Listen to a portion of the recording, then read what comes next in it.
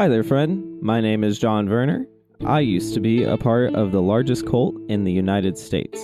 After studying the Bible, Christian history, and ministry, I set my sights on confronting the problematic nature of white evangelicalism in the United States. In 2019, I published my first book as a first step in addressing the subtle issues of this complex system.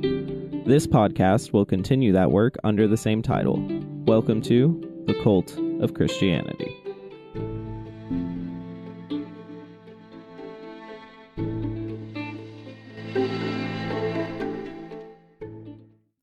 We have no idea how the world began.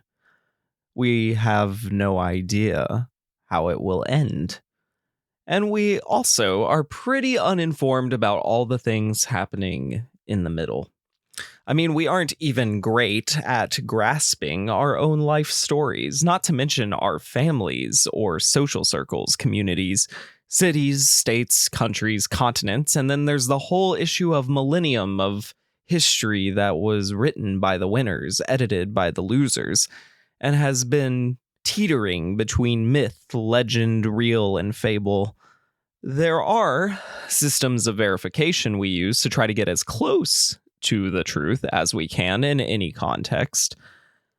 But not all of these systems are created equal, nor are all who seek to verify robotic and 100% accurate.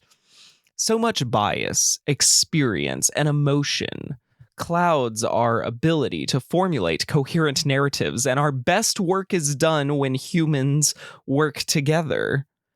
But even as we learn more, share more, and become more, there will always be existentially more things that we don't know than we do.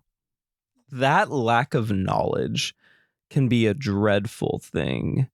It pressures us to make sense of things that we often can't. It also leads us to fill in gaps with our imagination, or at least posit theories with little evidence in hope that we will find some comfort in answers that feel satisfactory, whether they are even logical, factual, or even reasonable. And I am no exception. I often prefer to live in the fantasies of my head than the mundane daily task I complete with reluctance and scorn. I'm bitter towards the systems I was born into, the lack of resources I have, and my moral compass constantly tilting, as my motivation to be better is often swallowed by hours of Netflix or early bedtimes for restless sleep.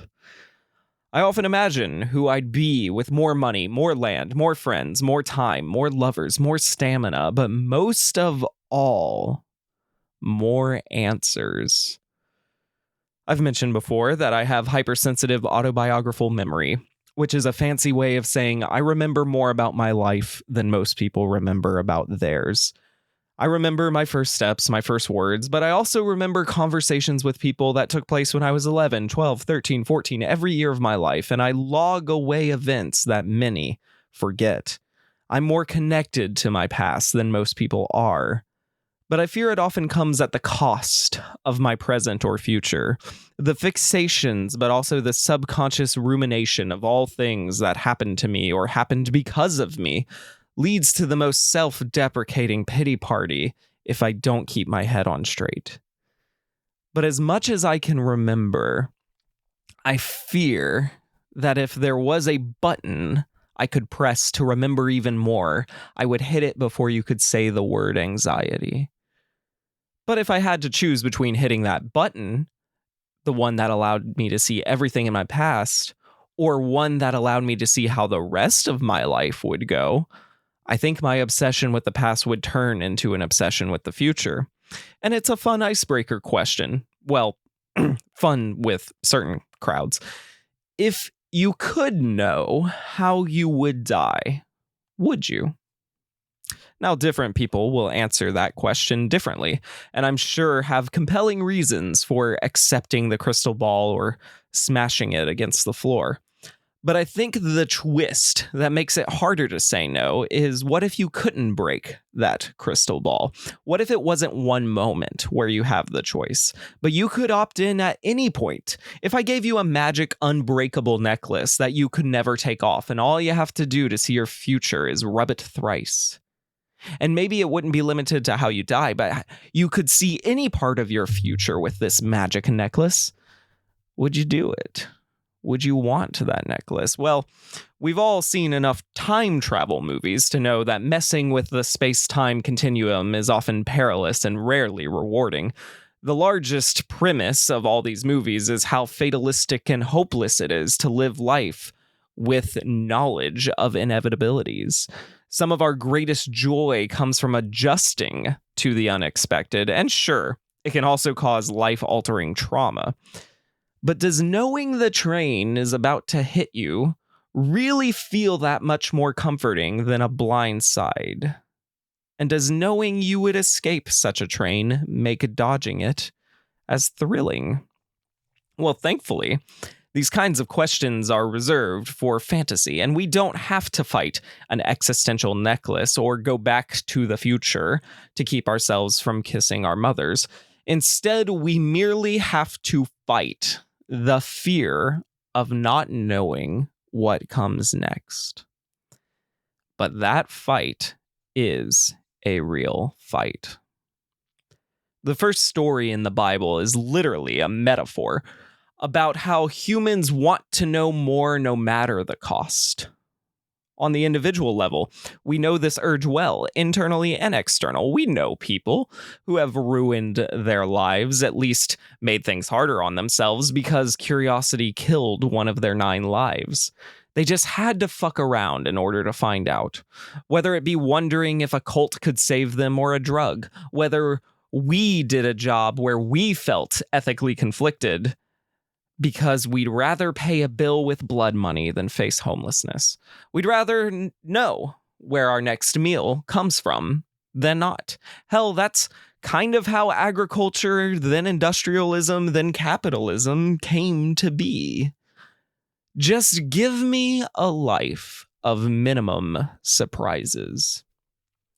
So it's probably not surprising that one of the questions that we cannot answer is answered by grifters and gurus of all kinds and almost no one else. That question being, how will this all end?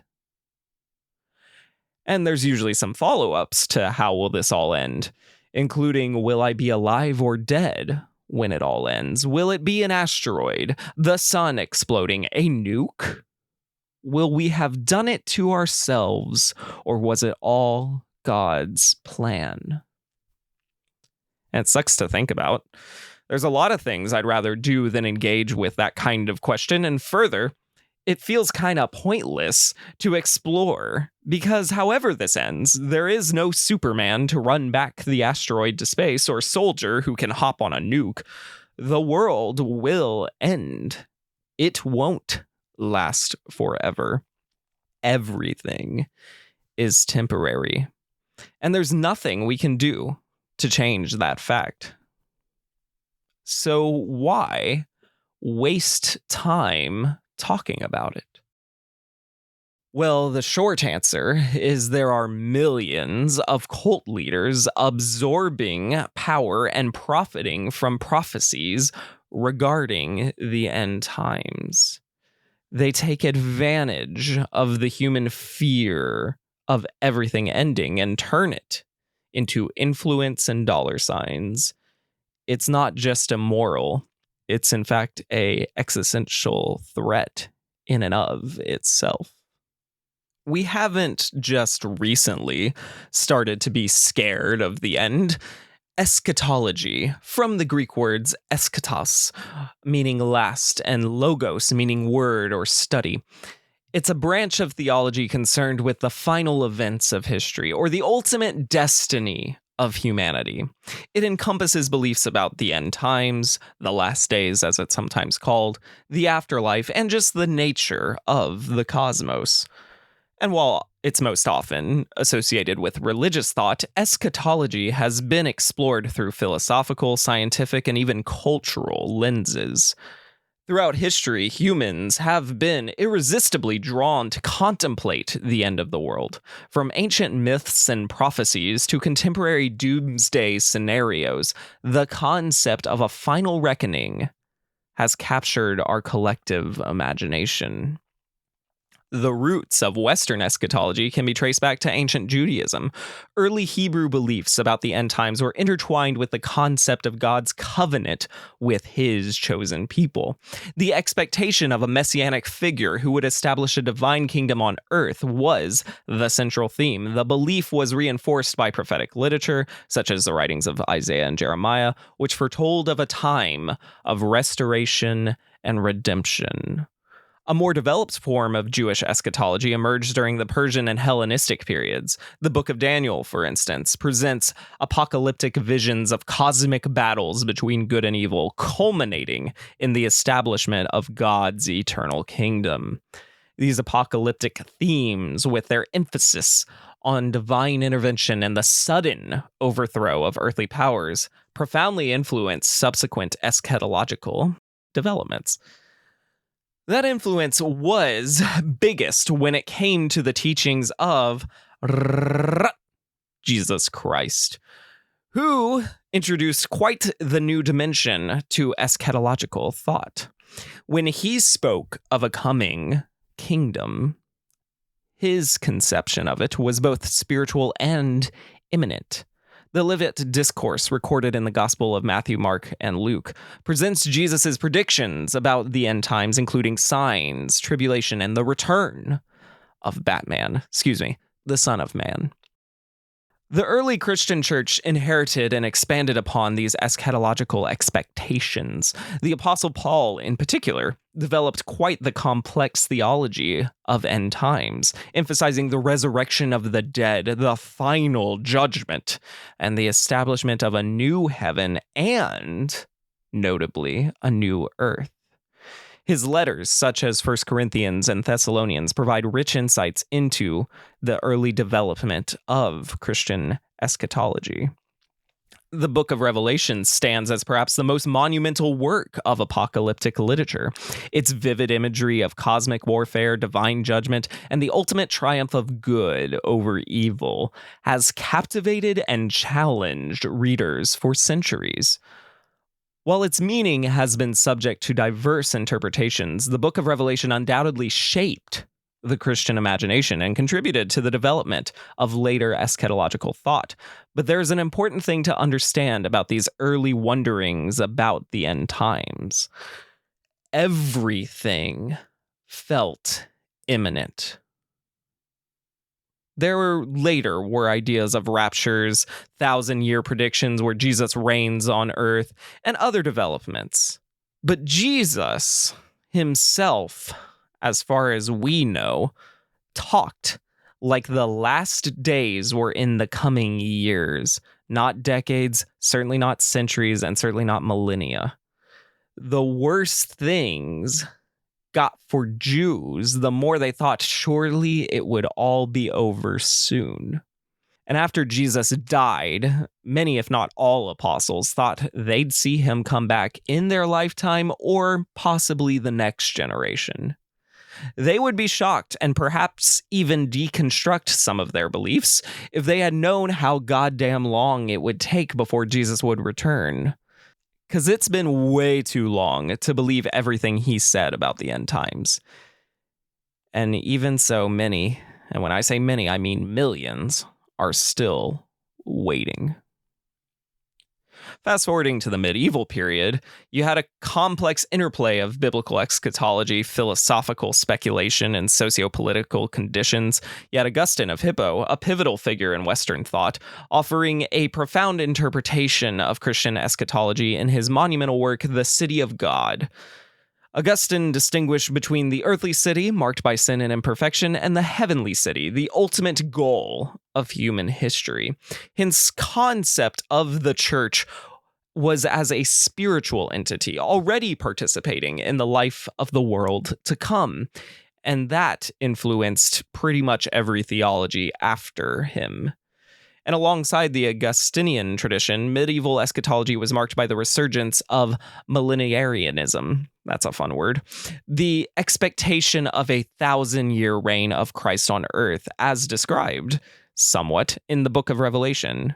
And that captivated everyone's imagination. Figures like Joachim of Fior, I have no idea if I'm saying that right, he proposed intricate schemes of historical periodization, culminating in a new age of the Holy Spirit being much more tangible and seeable. And these ideas often resonated with social and economic upheavals, fueling hopes for a radical transformation of society. You go to the Renaissance with its emphasis on humanism and classical learning. It challenged the dominant medieval eschatological framework with the belief in a final judgment and afterlife, but also a growing interest in the human potential for the earthly realm. And this shift reflected broader cultural changes as Europe emerged from the Middle Ages. And you go further along in history, you see the Protestant Reformation, which further transformed how people thought about the end of everything. You had Martin Luther and John Calvin, who affirmed the core Christian beliefs about the end times, but they also offered new interpretations of biblical texts. Luther emphasized the doctrine of justification by faith, placing a greater emphasis on individual salvation than on being concerned about apocalyptic events. While Calvin, on the other hand, retained a strong interest in eschatology, developing a rather systematic theology that included detailed explanations of the end times. And the Reformation also gave rise to a variety of movements, such as Anabaptists, who believed the imminent establishment of God's kingdom on earth was upon them. And these groups often challenged the established order and inspired social and political upheavals. We'll talk more about them later. Then you move on to the Enlightenment, a period characterized by reason, empiricism, and progress. It significantly impacted all kinds of thought, but especially thought about the end times. The emphasis on scientific inquiry and human rationality. It challenged traditional religious beliefs, including those about eschatology. Many Enlightenment thinkers embraced a more secular worldview, questioning the literal interpretation of biblical prophecies, and emphasizing that humans have agency in shaping the future. And while figures like Immanuel Kant acknowledged the human inclination towards ultimate questions, the focus shifted from eschatological speculation to ethical and social improvement, the idea of progress driven by human reason and technological advancement, because this was a dominant theme that replaced the expectation of a supernatural intervention in order to usher in a new era. We can do it ourselves. And despite the secularizing tendencies of the Enlightenment, eschatological beliefs still persisted and even evolved in the 19th and 20th centuries. The rise of evangelical Christianity and the development of other new religious movements, cults, contributed to a resurgence of interest in what happens at the end. That's where you'll get developments of premillennialism and then later postmillennialism, amillennialism. I thought about describing all of these beliefs and it just freaking doesn't matter. They're all just about how Jesus Christ will physically return to earth to establish his kingdom before, rapturing people. And this really didn't happen until there were figures like John Nelson Darby, who developed, or was a precursor, I guess, to the development of dispensationalism, and that popularized premillennialism, and that influenced much of evangelical thought. But evangelical thought is kind of all over the place now, with all those pre, post, and mills.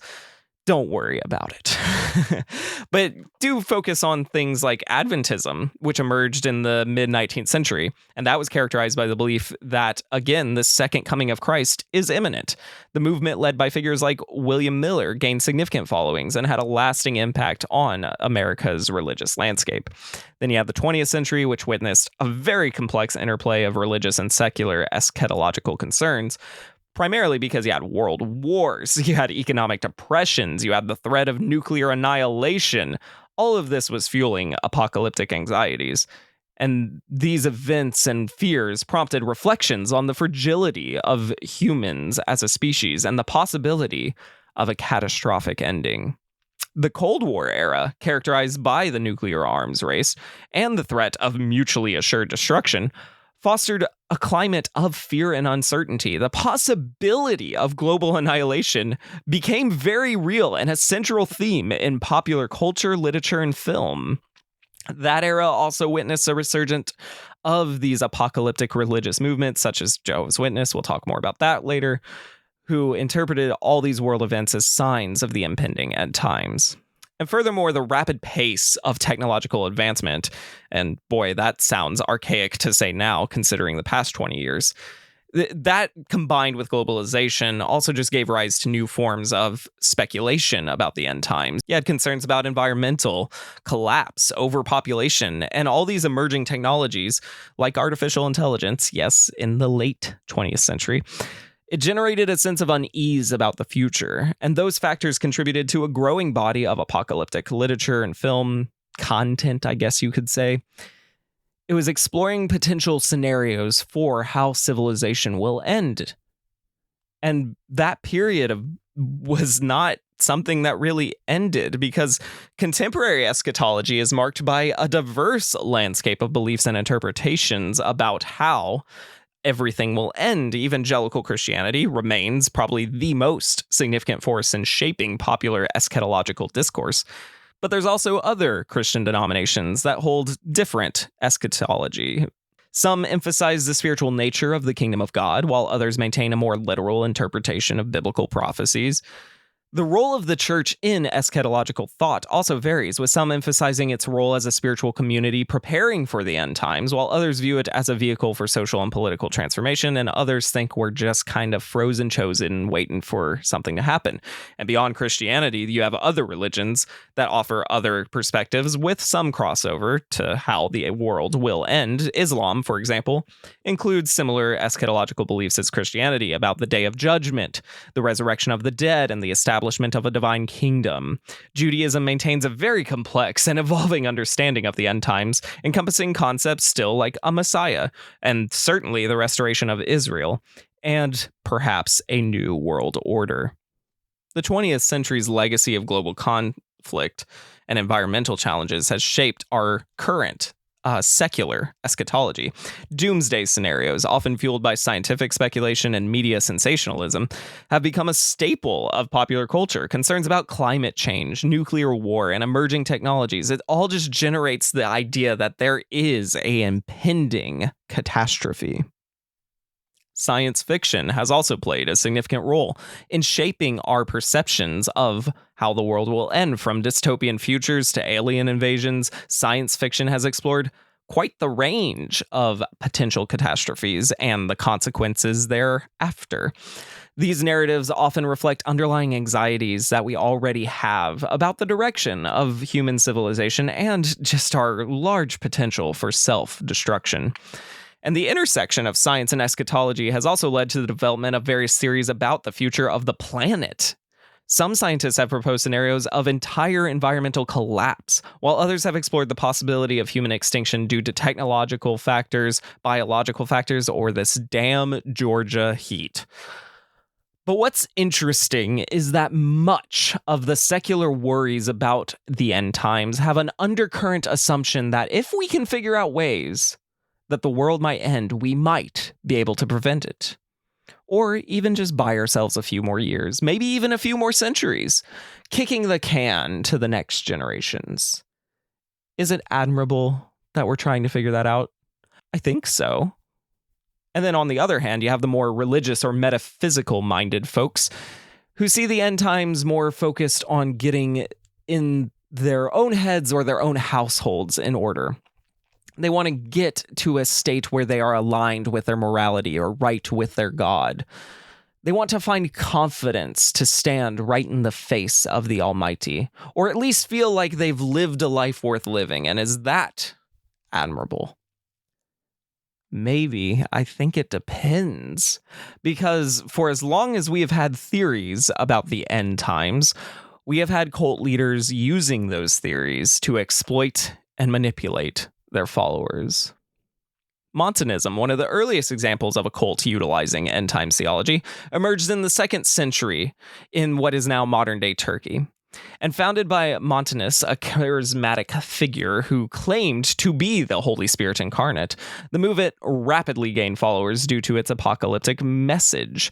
Montanus believed in the imminent return of Christ and the establishment of a new Jerusalem. They emphasized prophecy, ecstatic utterances, and asceticism, a fancy word that basically means depriving yourself of pleasure. And they were all doing this in preparation for these imminent end times. Montanus women, notably Priscilla and Maximilla, were allowed to prophesy, and that was a radical departure from the patriarchal norms of the early church. While initially seen as a charismatic renewal within Christianity, eventually it was condemned as heresy by mainstream churches. Its emphasis on prophecy and spiritual ecstasy left a lasting influence, though. And every subsequent Christian movement and apocalyptic thought was influenced by this ideology. And when you fast forward a couple hundred centuries, you go back to that Protestant Reformation and the aforementioned Anabaptists. They were this radical Christian sect that rejected infant baptism, advocating for adult baptism only. Big whoop.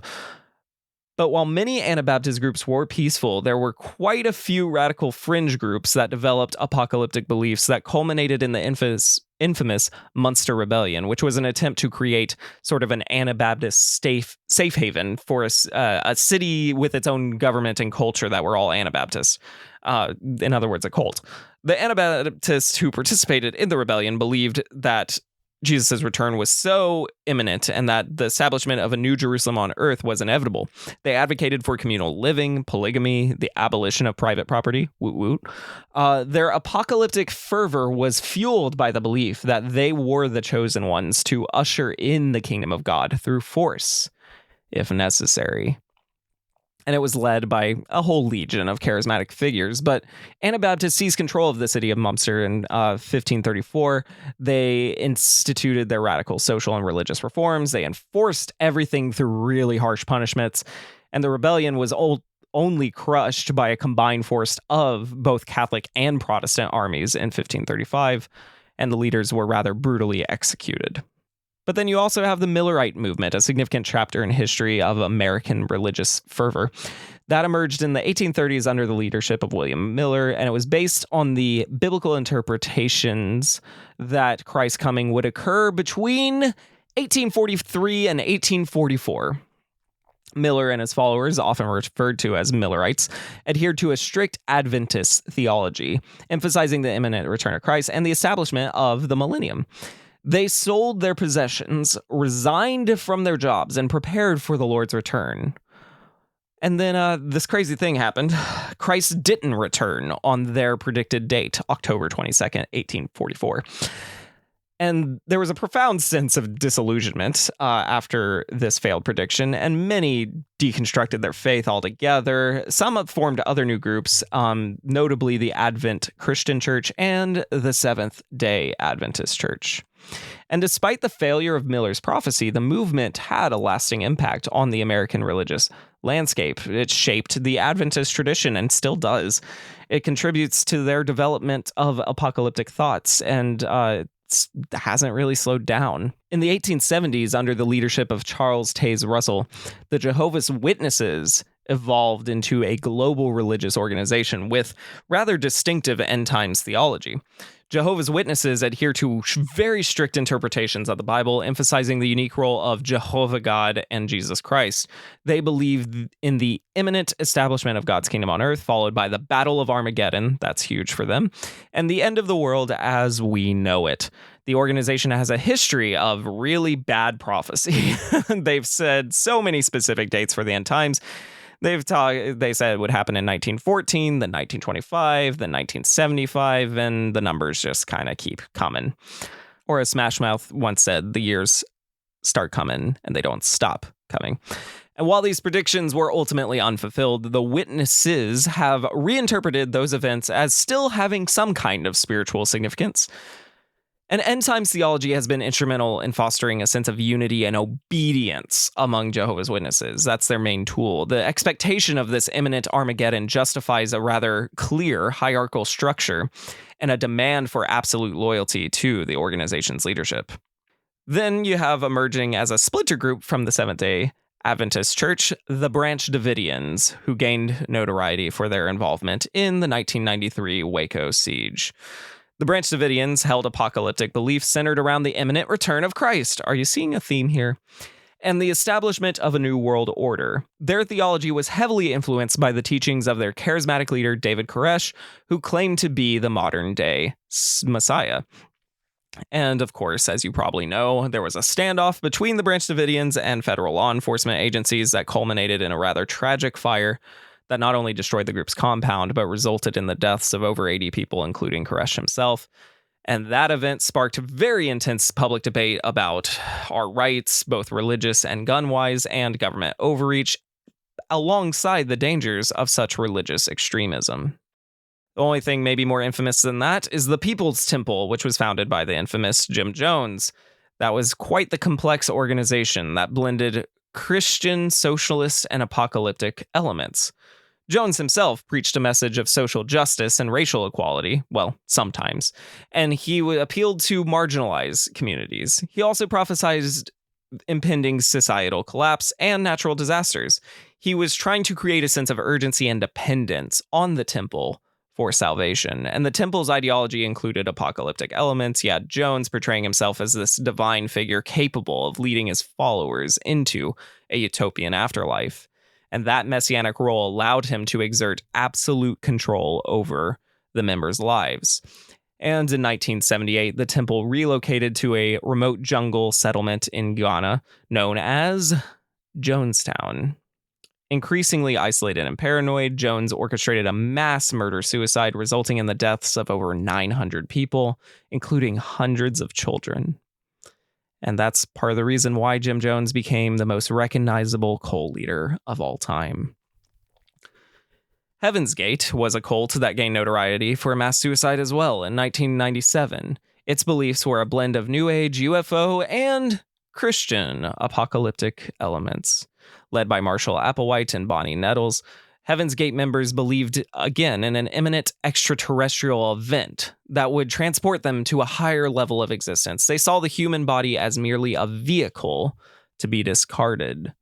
The group's apocalyptic beliefs were centered around the idea of escaping Earth. They prepared for this event by adopting a strict lifestyle, including celibacy and vegetarianism. And in 1997, coinciding with the appearance of Comet Hale-Bopp, 39 members of Heaven's Gate committed suicide in a coordinated act, believing they were boarding a spacecraft hidden behind the comet. I'm not done talking about cults that use eschatology to manipulate their followers. Originally known as the Children of God, now rebranded as the Family International. It's quite the controversial cult founded by David Berg, who adopted the pseudonym Moses David. This group has been subject to extensive criticism and still operates despite many things coming out about them. The Family International combines elements of Christianity with free love ideology, claiming to be a restoration of the early Christian communal living. The group's teachings are heavily based on the prophecies and revelations of David Berg, who was considered a divine figure. The Family International / Children of God has a history of predicting impending apocalyptic events, often used to maintain control over members and justify abusive and even pedophilic practices. These prophecies have included natural disasters, economic collapse, and political upheavals. The group has been widely condemned for its history of child abuse, especially sexual exploitation and forced labor, including human trafficking. These practices were justified in part by the group's apocalyptic beliefs, which created a sense of urgency and obedience among members. You have Shinrikyo, also known as Aleph, a Japanese cult that gained notoriety for its involvement in the deadly 1995 Tokyo subway saran attack. Shinrikyo blended elements of Buddhism, Hinduism, Christianity, and apocalyptic prophecies. Its founder, Shoko Ashara, claimed to be the reincarnation of Jesus Christ and the Buddha. Talk about having your cake and eating it too. The group emphasized spiritual enlightenment and the attainment of supernatural powers through rigorous training. And Shinrikyo's apocalyptic beliefs were fueled by the fear of impending environmental catastrophe and nuclear war. The group believed that only a small number of initiates would survive these events and ascend to this mythical higher plane of existence. The cult's apocalyptic ideology justified its use of violence to hasten the end of the world. The 1995 attack, which killed 13 people and injured thousands, was a culmination of the group's radicalization and its leaders' maniacal ambitions. Still not done talking about cults who use these types of beliefs. You have the Fundamentalist Church of Jesus Christ of Latter-day Saints. It's a polygamous sect that broke away from the mainstream Mormon church, which is not that much better. And while not explicitly identified as a cult by all, it undeniably is. They use coercive control and are indeed an apocalyptic cult. The FLDS adheres to strict interpretations of early Mormon doctrine, including the practice of forced polygamy, which was mainstream in the Mormon church until it was renounced in the early 20th century. But they believe in a hierarchical, patriarchal structure and the imminent return of, drumroll please, Jesus Christ. So, the FLDS incorporates apocalyptic elements into its theology, emphasizing the idea of a chosen few who will survive the end times, and that belief system is used to justify isolation, obedience to leadership, and the accumulation of wealth and resources. And the FDLS has been criticized for, guess what? Authoritarian leadership, child marriage, and the exploitation of women on a kind of horrifying scale. Leaders such as Warren Jeffs have used apocalyptic prophecies to maintain control over the members and justify just horrifying accounts of abuse. But much of the end times fear doesn't look like a traditional fear-based group isolated from society anymore. These kind of cults still exist and will still be created. But now it's often simply the culture of the underground internet. QAnon began in October 2017 with a series of cryptic posts from an anonymous image board 4chan made by an individual or group under the pseudonym Q. This Q character claimed to have a high-level U.S. government security clearance, and he purported, or they purported, we'll say, to reveal a hidden battle between then-President Donald Trump and a supposed deep state cabal involved in satanic child trafficking and other nefarious activities. These posts, known as Q-drops, quickly spread to other platforms such as Reddit, Twitter, and Facebook, and gained a significant following. At its core, QAnon espouses a variety of conspiracy theories, many of which are apocalyptic and messianic in nature. Key elements of QAnon ideology include the deep state, this shadowy network of elites, including politicians, business leaders, and celebrities alleged to control the world events from behind the scenes. It also includes satanic pedophilia, the belief that this deep state cabal is involved in widespread child trafficking and ritualistic abuse. They believe often that Donald Trump is somehow a savior. Trump is portrayed as this messianic figure fighting against the deep state to save humanity. And the biggest prophecy, the storm, a prophesied event where Trump would reveal the truth about the deep state and it would lead to mass arrest and a global awakening. The Great Awakening indeed being a future period of enlightenment where the general populace would recognize and overthrow the deep state. It's just bad fanfic of our horrible state of a country. But anyways, QAnon has made numerous specific predictions, most of which have not come to pass. The storm is the most notable of these, described as a moment when Trump and his allies would expose the deep state and restore justice. And despite the failure of virtually all their predictions, including Trump's supposed reinstatement as president after losing the 2020 election, followers often rationalize these outcomes through reinterpretation or postponement of such prophesied events. QAnon's influence has extended beyond online forums, though. They are impacting real-world events and real political discourse. QAnon narratives were widespread among Trump supporters, contributing to false claims of election fraud. And on January 6, 2021, several QAnon adherents participated in the storming of the U.S. Capitol, believing they were part of a pivotal moment in the battle against the deep state. Many Republican political candidates and elected officials have openly endorsed QAnon beliefs and engaged with its followers, forever allowing such cultic influence in mainstream politics on an unprecedented scale. QAnon's blend of apocalyptic and messianic elements have had such profound effects on all of us, but especially its followers. The movement provides a sense of belonging, a purpose to these individuals, especially those feeling alienated or distrustful of traditional institutions. Much of this has been through exploiting incels, involuntary celibate men, who feel disenfranchised and neglected by the state of the world. QAnon narratives led to radicalization, prompting individuals to act on their beliefs in very dangerous ways, including harassment, violence, and disruptions of the public. The spread of QAnon-related disinformation has contributed to broader societal challenges, most notably public health issues in the COVID-19 vaccine misinformation propagation they engaged with, and the erosion of trust in democratic processes. While I believe politicians and elite classes of powerful are partially to blame for this disenfranchisement that many of us feel, the scale and rate at which people will believe unbelievable things out of spite for those politicians is deeply alarming. QAnon represents a modern iteration of these apocalyptic and messianic movements, utilizing digital platforms to propagate its conspiracy theories and influence followers. Its ability to blend political narratives with end times theology highlights the enduring appeal of such beliefs even in a contemporary society. Despite the failure of QAnon's predictions, it remains a potent force, demonstrating how deeply rooted fears and desires for meaning can be manipulated to create a cult following. But QAnon still has less influence than Christianity.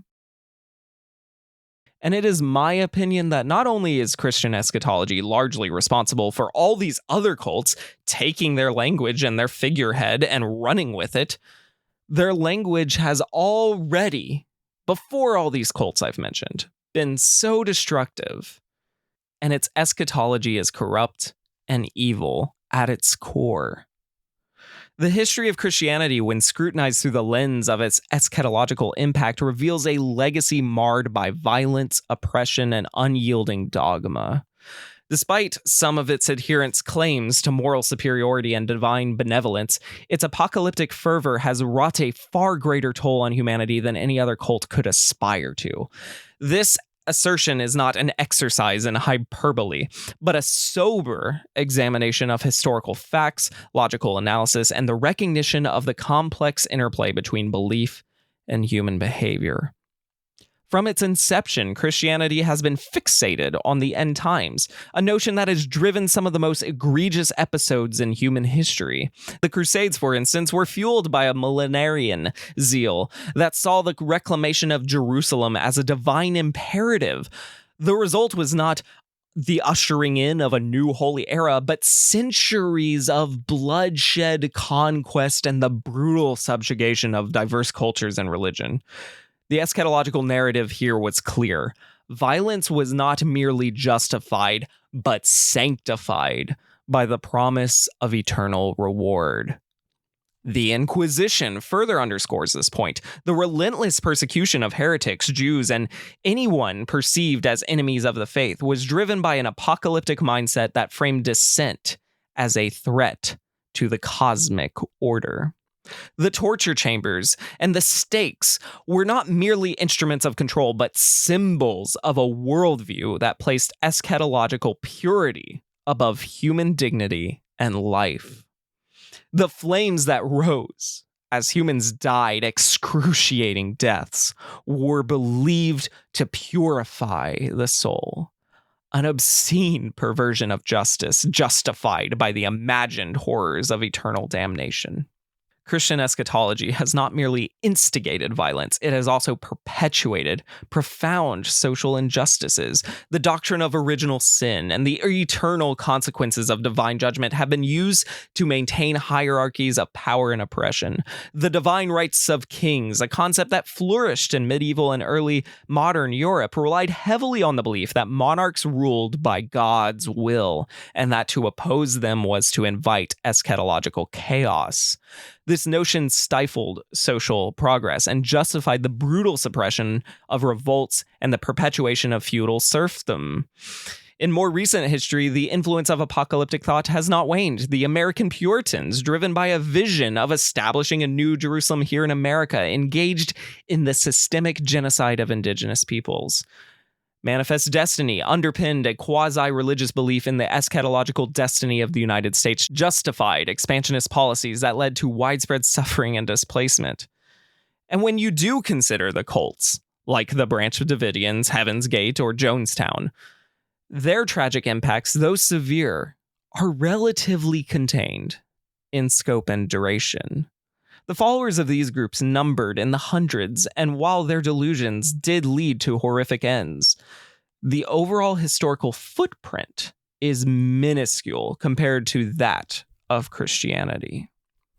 The crimes and cruelties committed under the banner of Christian eschatology span continents and centuries, involving millions of lives and shaping the discourse of entire civilizations. Not to mention that each of these cults would not have existed how they did without Christian language and horrifying interpretations of scripture that already existed long before infamous cult leaders were born. Moreover, the longevity and institutional power of Christianity has allowed it to embed its eschatological narratives deeply into our societal structures. It influences politics, culture, ethics in ways that no other cult could even imagine.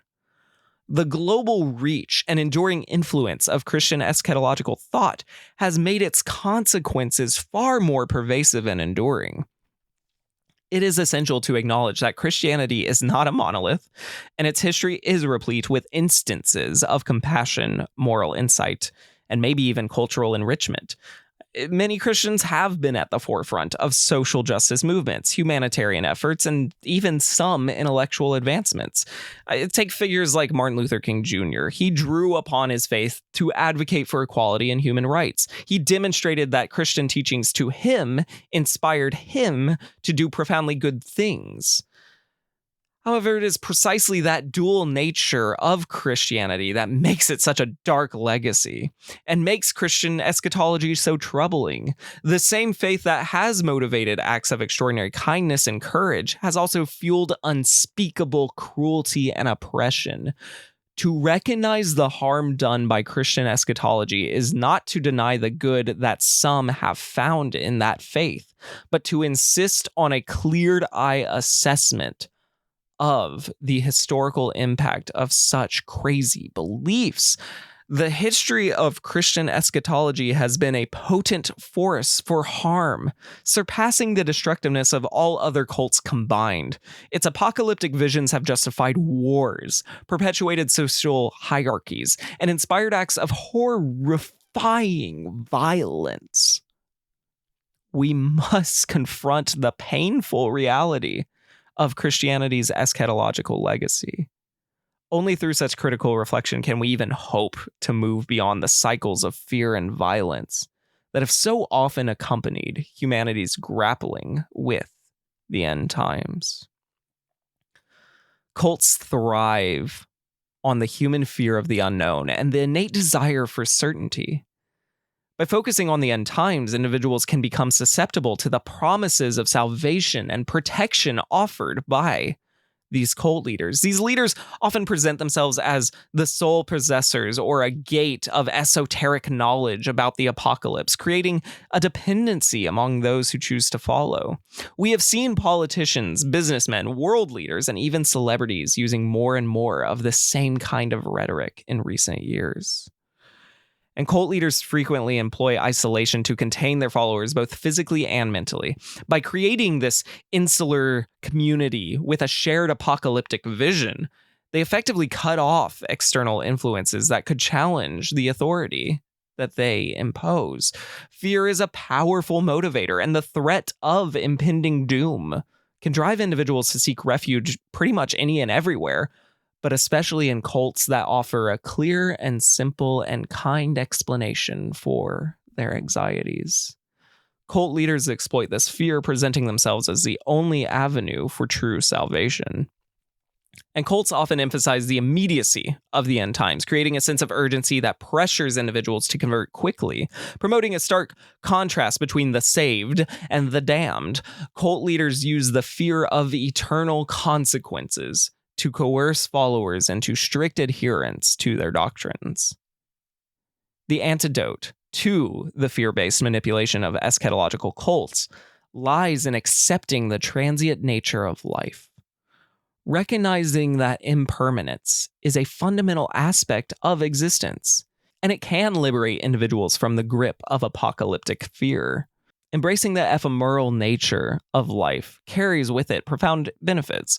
It begins with the empowerment that comes from acceptance. When one truly understands that life is temporary, a remarkable freedom can emerge. It liberates the individual from the paralyzing dread of an uncertain future. Awareness fosters a resilient spirit, impervious to the manipulation of fear-mongering cults.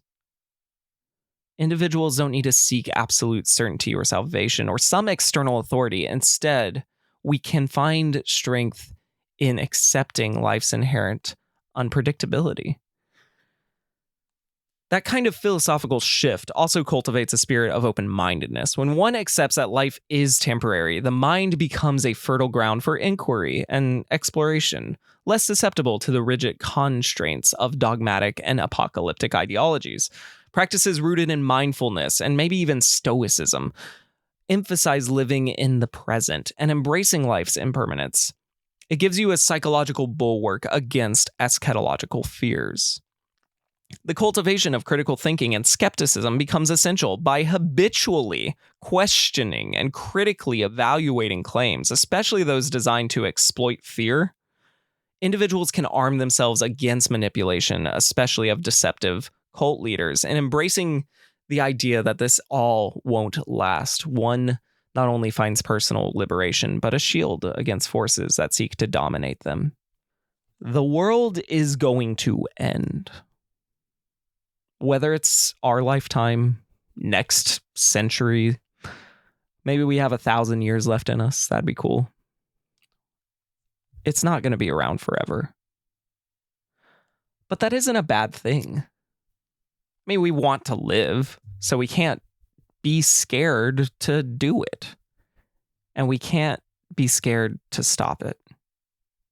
We've got to stop looking for messiahs and start getting our own minds more fortified against manipulation, because Jesus isn't coming back. And even if he is, he's taken way too long for me to bow a knee. There's a cosmic cruelty to watch how much suffering we've gone through as a species and say, not yet. But forget about Jesus. Here, in the present, we have people we love. We have our own sense of self, with our own creative abilities and unique quirks. We can enjoy things one day at a time. We can feel love, joy, and peace. The only reason to fixate on the end times is because someone more powerful than you wants you to. The powerful villains that I'm sure have their own trauma and fears, they need you to be focused on the existential rather than merely existing. They need you to look at your own bank account more than theirs. They need you evaluating your own failings more than theirs. It's cruel trickery. It's caused almost every global mistake and needless bloodshed. But one of Jesus's quotes that never left me was, "Do not be anxious for tomorrow. Tomorrow will be anxious for itself." Now, things are bad. Things are bad and they are getting worse. We can feel pessimistic. We are justified in being jaded and absolutely entitled to be apathetic. I don't believe in optimism for its own sake. But I do know that tenacity is admirable and also liberating. I know that even as the world ends, the best humans will still have a big smile, and the worst humans will realize they wasted their lives trying to be immortal. Ground yourself in the present. Celebrate the triumphs of your past. And enjoy the upcoming surprises of the future. But most importantly, don't let others write the beginning, middle, and end for you. you are free. The cult of Christianity had me hoping for the end of the world, just so I could enjoy the next one. They threatened that if I lived an alternative lifestyle to the one they wished upon me, the next world would be even more painful than this one. They reimagined, rebranded, lied, and manipulated history, the present, and half-heartedly prophesied about the future, all to distract me from the bullshit of their whole system. It's a crime, and it's a crime I'm unsure that I'll ever fully forgive. But I do have the Christians to thank for one thing. I'm glad I faced such existential fears early in my life. I'm glad I tried all their placebos and can confidently say they're not only useless and not only uncomforting, but those placebos are damaging. And I'm glad that I've just seen through their lip service, the denialism, the escapism. I'm glad that I know that I don't know how the world ends, and neither do they. I hope I leave behind a legacy when I die, but I also hope I just enjoy my time here. I hope my fears never overtake my love, that my boundaries are honored but never worshipped, that my comfort is never in the suffering of others, and that my joy infects everyone I hold tight. I hope my worst mistakes are seen as life lessons and not evidence of unworthiness. I hope my best parts bring out the best parts in others. I hope that no matter whether we are living in the end times or merely a small chapter in the history books, maybe something I have felt or said slips through the cracks and influences cultural heroes that may rise up among the ashes we wade in now.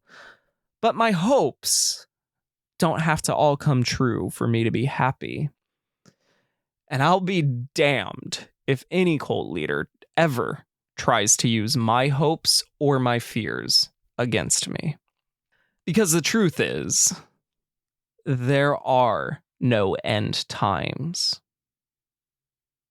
There are no end times when you decentralize the importance of being righteous or good or chosen.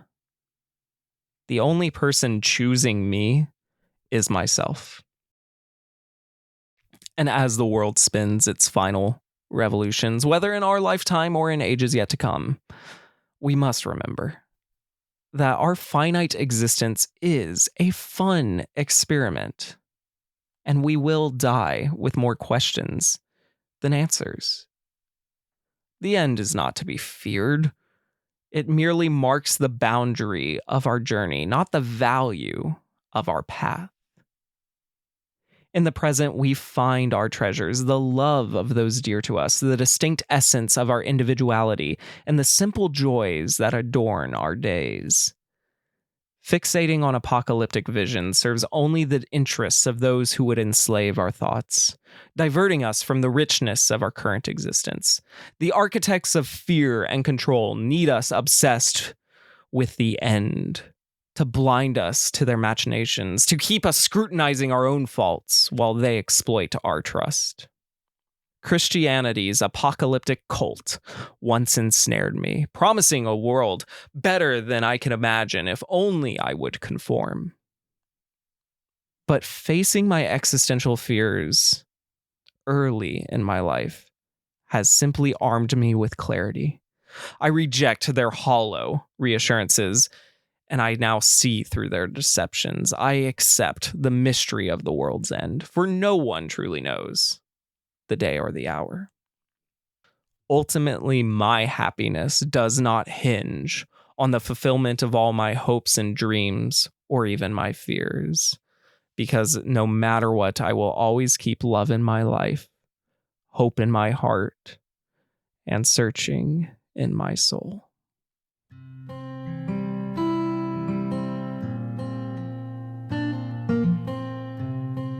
This is the final season of the Cult of Christianity, but this is not the last time I will be investigating religions and cults. If you'd like to continue to follow my work, go to jverner.com or follow my Substack at johnverner.substack.com. You can also continue to support my work by going to thecultofchristianity.com and subscribing for a giant backlog of bonus content and stay up to date when my next big project releases. Thank you for listening, subscribing, sharing, reviewing, and as always, keep love in your life, hope in your heart, and searching in your soul.